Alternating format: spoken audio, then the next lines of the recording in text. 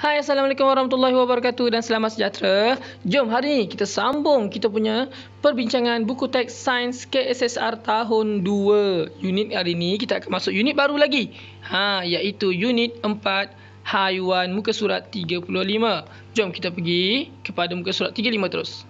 Okey, unit 4 ni adalah berkenaan dengan baru. Unit baru iaitu haiwan. Sebelum ni kita belajar tentang manusia dan kita belajar berkenaan dengan tumbesaran dia, tumbesaran manusia dan juga ketinggian tumbesaran dan juga ciri pewarisan yang kita belajar. Hari ni kita fokus pula pada haiwan. Okey, mari kita lihat. Banyak gambar haiwan kat sini. Dia kata, dari mana datangnya anak-anak ayam ni? Ini anak-anak ayam yang baru menetas bertelur lah tu kan. Wah, banyaknya anak arnab. Arnab pun ada kat situ. Lembu pun ada kat belakang tu. Ayam tu kat atas bumbung kan. Okey, jom kita tengok. Ada rama-rama, ada burung sedang bagi makan anak dia dan juga ada beluncas kat sini. Ada kepompong kat sini. Okey. Bagaimanakah haiwan-haiwan ini membiak? Macam mana boleh jadi banyak haiwan ni? Tak pernah awak fikir tak? Kalau manusia, kita melahirkan anak kan? Jom kita lihat. Haiwan membiak. Bukan manusia saja, haiwan pun adalah hidupan. Jadi bila hidupan, dia pun membiak. Okey. Nisa dan bapanya berada di kawasan berbukit. Mereka memerhatikan burung bangau di atas pokok. Dia duduk kat bukit, tengok. Lihat, burung bangau sedang menetas. Dia tengok pakai binokular ataupun teropong. Dia zoom tengok, nampak tu besar. Burung tu tengah menetas anak dia, tengah pecah daripada telur. Keluar kan. Tengah menetas lah tu namanya. Okay. Burung bangau membiak dengan cara bertelur. Sebab itulah kita nampak kan gambar telur tu kan. Haiwan-haiwan ini juga membiak secara bertelur. Contohnya katak. Nampak tu? Awak pernah nampak tak bintik-bintik hitam putih tu kan? Bintik-bintik hitam, lepas tu ada bulat-bulat putih dan dia lendir-lendir dekat air kan. Itu sebenarnya telur katak tu. Banyak kemudian buaya. Buaya dia biasa telur buaya disimpan dekat jerumun tau. Dekat tempat-tempat yang rumput-rumput yang coklat-coklat tu kan. Di celah tu dia letak telur buaya. Hati-hati. Nak pergi mancing hati-hati Kemudian nyamuk. Nyamuk nampak tu. Dia beranak ataupun dia bertelur dekat atas air. Air yang bersih. Okey. Jadi kalau boleh jangan ada air bertakung. Asal ada air bertakung nanti kan, nyamuk ni kalau bertelur bukan sikit sekali bertelur banyak. Seekor gigit kita pun kita boleh sakit. Jadi fikir-fikirkanlah. Okey. Jadi nota guru, video burung bangau menggeram telur boleh dilayari pada laman web. Okey, awak boleh zoom in laman web ni, awak tengok sendiri video burung bangau sedang menetas daripada telur. Okey. Jom kita sambung. Okey. Kugan memerhatikan kucing peliharaannya yang akan melahirkan anak. Dia tengok kucing tu. Anak kucing saya dah nak beranak lah.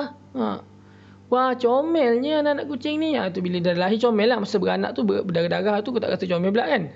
Okay. Jadi anak comel bila anak comel, anak kucing ni bila dah lahir, kadang-kadang dia ada sama warna dengan mak dia, kadang tak sama langsung. Tengoklah kadang-kadang macam kucing saya semua oranye lahir kan. Tengoklah pada masing-masing. Jadi memang akan comel lah kucing ni, anak kucing mestilah comel kan. Okey. Apakah haiwan lain yang membiak dengan cara melahirkan anak? Tadi kita cerita pasal burung bangau tu bertelur kan. Kemudian kita cerita pasal katak, buaya dan sebagainya tu yang bertelur. Sekarang ni kita tengok kucing dan kita tengok apa lagi haiwan yang melahirkan anak. Jadi kangaroo. Bawah dia tu, dia punya kepala tu sebenarnya kepala kangaroo punya anak anak dia duduk kat dalam tu. Jadi kangaroo ni dia melahirkan anak. Ikan lumba-lumba pun dia melahirkan anak. Okey. Jadi haiwan membiak dengan cara bertelur atau melahirkan anak. Okey. Jadi ada dua cara. Kalau manusia ada satu cara je. Manusia tak adanya bertelur. Manusia memang beranak aje. Haiwan dia ada dua cara. Tapi satu haiwan tu satulah kan. Cara dia. Takkanlah macam contoh gajah nak beranak tu dia bertelur pula. Tak. Gajah tu beranak saja. Kalau yang bertelur saja. Kan. Saya uji. Jom mengelaskan haiwan ataupun cara haiwan membiak. Alat dan bahan yang diperlukan: kertas lukisan, pen penanda dan 10 model haiwan bersaiz kecil. Saya tengok dalam buku teks ni, tahun 2 ni banyak aktiviti-aktiviti yang pakai kertas lukisan dan gambar dan juga pen pensel lah. Jadi dia tak sukar sangat. Awak boleh buat. Kat rumah pun boleh buat. Jadi awak print gambar. Nak senang awak photo state je lah buku teks ni. Jangan gunting buku teks ni pula. Hak kerajaan Malaysia kan. Laba-laba, gajah, chimpanzee. ular, semut, kalajengking, singa, kuda, belalang dan juga mentadak. Okey, ni semua haiwan-haiwan yang kita dapat banyaklah kita jumpa kat sini kan. Jadi kita nak tengok dia ni nak buat apa ni? Kita nak buat aktiviti berkumpulan. Langkah-langkahnya adalah bina jadual pengkelasan tentang cara haiwan membiak. Macam mana cara haiwan membiak? Setiap ahli kumpulan akan meletakkan model haiwan dalam jadual pengkelasan secara bergila-gila. Ini contoh gambar bapak besar ular tu. Ngeri pula tengok gambar dia. Okey, ceritakan hasil kerja kumpulan kerja kamu di hadapan kelas. Okey, jadi soalan dia kat sini. Senaraikan haiwan lain yang membiak secara bertelur atau melahirkan anak. Okey, jadi kita akan senarai bila dah buat aktiviti ni, nanti awak kena senaraikan lagi haiwan-haiwan lain lah. Senaraikan yang senang-senang lah. Kalau macam melahirkan anak tu, senaraikan lah yang selain daripada ni kan. Awak senaraikan lah. Macam contoh gajah tu, buatlah rusa, kambing, lembu. Tu semua melahirkan anak. Kalau yang bertelur, buatlah yang mudah-mudah. Ikan, ataupun apa? Ikan, apa lagi yang bertelur? Burung kan. Buatlah yang mudah-mudah. Okay. Yang ini yang agak sukar sebenarnya ni, model haiwan ni. Okay, cuba kita cek satu-satu. Laba-laba ni apa? Laba-laba dia mestilah bertelur. Okey. Kalajengking dia bertelur. Kan? Gajah melahirkan anak, chimpanzee melahirkan anak, ular bertelur, semut pun bertelur, mentadak pun bertelur, belalang pun bertelur. Kuda dengan singa dua-duanya melahirkan anak. Okey. Jadi ini contohlah. Jadi awak pun boleh buat yang lain. Okey. Jadi dia suruh minta contoh yang tadi saya bagi, contoh lain tu, awak bagilah contoh lain. Okey, nota guru. Model haiwan boleh digantikan dengan gambar haiwan. Nak cantik, awak boleh buat gambar haiwan. Model tu boleh buat gambar lah. Okey, ini tadi dia kata model model tak, tadi dia nak model. Okey, betul lah saya cakap tadi. Kalau alat dan bahan ni dia nak model haiwan, maksudnya dia nak patung-patung kecil-kecil tu. Patutlah nampak macam ular ni besar. Dia letak patung, tapi tu saya kata awak tak payah ada patung pun, awak boleh photostat je buku ni, gunting dan tampal lah dekat dalam kertas bersama aktiviti berkumpulan kan. Tapi kalau nak menarik memang letak je lah patung-patung tu. Kalau kat sekolah saya memang ada haiwan-haiwan model-model yang kecil-kecil ni. Seronok buat dengan budak-budak. Tapi kalau awak tak ada, kalau cikgu kat sekolah awak tak ada model-model ni, awak boleh pakai photostat gambar ni, besarkan dan kemudian awak gunting tampal. Pun menarik, boleh jadi hasil kerja individu juga. Alright. Kemudian kita nak pergi lebih mendalam berkenaan dengan bertelur tadi, haiwan beranak ataupun melahirkan anak dan bertelur kan. Kalau haiwan yang bertelur ni, dia ada dua kumpulan lagi sebenarnya. Dia ada kumpulan yang bertelur sedikit dan juga kumpulan bertelur banyak. Apa maksud bertelur sedikit? Adakah telur dia sikit? Apakah maksud telur banyak? Adakah dia bertelur banyak? Sikit tu sikit macam mana? Macam mana banyak yang dikatakan banyak? Kalau 5 tu banyak ke sikit? Kadang-kadang kita tak dapat tahu benda ni. Jadi ini penting, sangat penting. Dengar betul-betul. Jadi perhatikan gambar haiwan-haiwan di bawah. Burung, ikan, angsa. Okey. Katak, penguin dan juga semut. Ni contoh-contoh haiwan. Okey. Haiwan-haiwan di atas menghasilkan bilangan telur yang tidak sama banyak. Ada haiwan yang bertelur sedikit dan ada yang bertelur banyak. Burung, angsa dan penguin bertelur sedikit. Manakala ikan, katak dan semut bertelur banyak. Ni dia kata kan. Maksudnya bertelur sedikit tu, maksudnya kalau nampak burung tu ada dalam 4-5 biji telur kan. Banyaknya dia bertelur ada 5 biji. 5 tu maksudnya bukan banyak. 5 tu sikit. Angsa nampak tu ada dalam 6 biji kan telur dia. Tu sedikit. Macam ayam tu sedikit. Penguin ni sedikit. Okay, contoh kalau macam ayam kan, dia bertelur satu, lepas tu dia sabar lama-lama sikit, setengah hari nanti baru dia keluar lagi satu. Kadang-kadang sampai besok baru dia keluar lagi sebiji. Dia keluar lambat-lambat. Jadi dia bertelur sedikit sebenarnya. Kalau yang bertelur banyak ni macam ikan ni, sekali keluar banyak. Katak ni pun sekali bertelur banyak. Nampak tu? Semut pun sekali bertelur banyak sangat. Itu beza dia. Haiwan bertelur sedikit dengan haiwan bertelur banyak. Jangan salah anggap kalau 6 biji, 3 tu 5 biji tu, itu sebenarnya sikit. Okey. Jom kita pergi kepada muka surat 40. Okey. Apakah yang dapat kamu nyatakan tentang bilangan telur haiwan di sebelah? Burung unta, tu banyak ke sikit tu? Sikit lah tu sebenarnya. Burung unta tu sedikit telur dia. Nampak macam banyak tapi sebenarnya dia dalam lingkungan sedikit lah. Kupu-kupu tu banyak. Banyak sekali bertelur. Okay, buaya banyak ke sedikit? Buaya bertelur banyak ke sedikit? Kemudian ayam bertelur sedikit. Buaya tu banyak ke sedikit? Buaya pun bertelur sedikit sebenarnya. Walaupun nampak banyak tu, banyak ke sedikit tu? Cuba bincangkan. Saya rasa macam gambar macam banyak, tapi sebenarnya sedikit lah. Pada pendapat saya, buaya ni bertelur sedikit. Okay, yang bertelur banyak adalah kupu-kupu tu. Alright. Okay, jom. Telur haiwan boleh menjadi makanan kepada haiwan lain. Oleh itu, haiwan yang bertelur menjaga dan melindungi telurnya daripada dimakan oleh haiwan lain. Okay, burung, dia buat sarang ke atas dahan pokok. Telur burung ni dapat dilindungi daripada dimakan oleh haiwan lain yang berada di bawah pokok. Contohnya kat bawah ni ada haiwan kan. Burung kat atas, dia buat telur burung tu dia buat dekat atas. Sebab tu Allah cipta dia pandai buat sarang. Sarang kat atas pokok. Sebab burung ni kalau kat bawah memang habis lah telur dia kena makan. Jadi bila kat atas pokok, sukar untuk haiwan lain ambil telur dia. Tapi bila dia buat atas ke pokok, dia kenalah carikan makanan untuk anak dia. Sebab itulah burung ni, dia kalau tak carikan makanan untuk anak dia tak boleh hidup. Sebab anak dia kat dalam sangkar tu je nak cari cacing je mana kan. Okay. Alright, seterusnya. Okay, bagaimanakah pula penyu melindungi telurnya? Telur penyu bertelur sikit ke banyak? Penyu ni bertelur banyak. Okay. Penyu ni adalah haiwan yang tak jaga telur dia. Dia kalau awak nak tahu salah satu ciri haiwan tu bertelur banyak ke sikit, kalau haiwan yang bertelur banyak ni, dia tak jaga telur dia.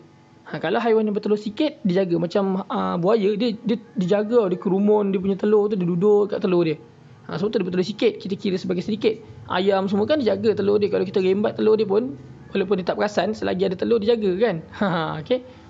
Sebab dia tak boleh kira, bolehlah kita rembat. Okay. Tapi penyu ni, dia bertelur banyak, tapi dia tak jaga. Jadi telur penyu nampak, sekali dia bertelur di korek tanah, dia bertelur banyak, kemudian dia tutup dengan pasir dan dia tinggalkan telur dia dekat pantai tu, dia terus masuk ke laut semula, ke pantai semula. Ya, kenapa? Itulah cara dia. Okay? Sebab itu Allah cipta penyu ni dia bertelur banyak. Sebab bila dia bertelur banyak, tak semua akan hidup. Kalau dia cuba bayangkan dia bertelur 2-3 biji je, lepas tu nanti penyu tu naik ke atas, kena makan dengan anjing, kena makan dengan ayam. Man tahu kan telur ni kan. Jadi sebab itu telur penyu ni banyak. Jadi dia tak melindungi telur dia. Dia tak lindung. Dia cuma lindung tu maksudnya dia cuma menyorokkan telur dia di bawah tanah ataupun di bawah pasir. Kemudian dia belah gitu je. Kemudian telur dia itu akan menetas dalam banyak-banyak ni. Nanti yang menetas mungkin separuh je. Lepas tu yang sampai ke atas tanah mungkin separuh lagi. Lepas tu yang sampai ke laut mungkin separuh lagi kena makan dengan burung ke. Lepas tu dah masuk dalam air pula ada kena makan dengan buaya ke. Akhirnya mungkin 1 atau 2 atau 3 ekor je, mana tahu kan, yang akan hidup daripada beratus-ratus biji telur tu.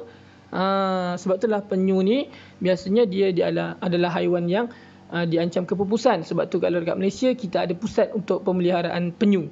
Supaya penyu ni dapat membiak dengan banyak. Kita jaga telur dia. Okay. Selain daripada bertelur tadi, kita fokus pula sekarang ni dengan beranak. Beranak pula ada sedikit dan ada banyak. Kalau telur tadi banyak tu macam mana? Banyak sangat kan. Kalau sikit tu 4-5 biji tu kira sikit. Tapi kalau beranak macam mana? Adakah kalau 45 anak tu kira sedikit? Ke ada sampai 100 lahirkan anak? Okay. Jadi perhatikan.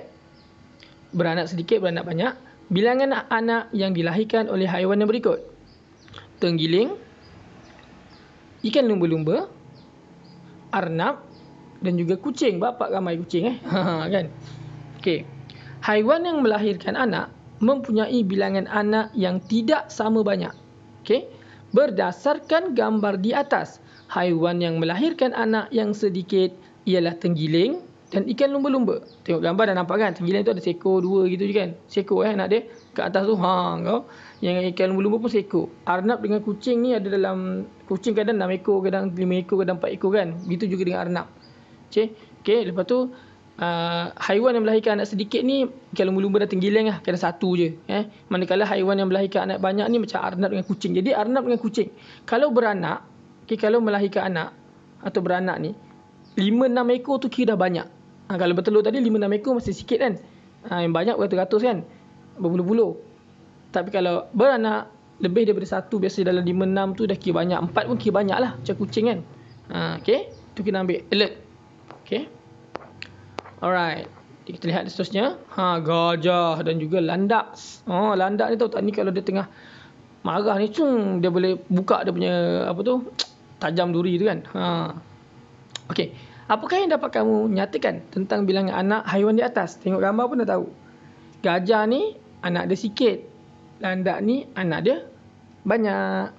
Jadi dia beranak sedikit gajah, beranak banyak adalah landak. Banyak tu kira dalam 5 ekor lah tu kan. Haiwan yang melahirkan anak menjaga dan menyusukan anaknya yang baru lahir. Nampak kucing kat bawah tu? Pandai dia nyorok, malu tu kan. Kucing melahirkan anak-anaknya di tempat yang tersorok dan sukar untuk diketahui. Sebab itulah kalau kucing tengah bunting, hati-hati dia masuk bilik awak pusing-pusing, dia masuk dekat ruang tamu awak, dia pergi dekat ujung dapur. Sebenarnya dia nak cari pot. Nak buat apa? Nak melahirkan anak lah. Dia suka cari dekat tempat tersorok-sorok tau. Kadang-kadang kat bawah meja tu, kalau tak pun kat bawah almari tu ada ruang kecil, dia masuk dalam ruang tu. Kenapa? Anak-anak kucing akan selamat daripada gangguan musuh. Sebab dia nak selamatkan, dia nak pastikan anak dia tu tak kena ganggu lah. Kalau macam ada kucing besar nak masuk tak muat ke apa ke kan. Pada dia selamat lah. Pada dia lah. Pada kita macam cubalah beranak dekat dalam kotak ke senang. Gitulah kan. Okay, sebab dia pun namanya haiwan. Dia fikir dia macam tu lah. Sebab tu tengok kucing kalau dah nak mengandung tu, dah nak beranak, dah tengah bunting tu kan. Okay, kalau haiwan mengandung kita sebut bunting lah. Kalau tengah bunting tu, kita tengok dia dalam bagaimana. Kadang-kadang kalau kat sekolah saya, kucing tu dia masuk makmal saya.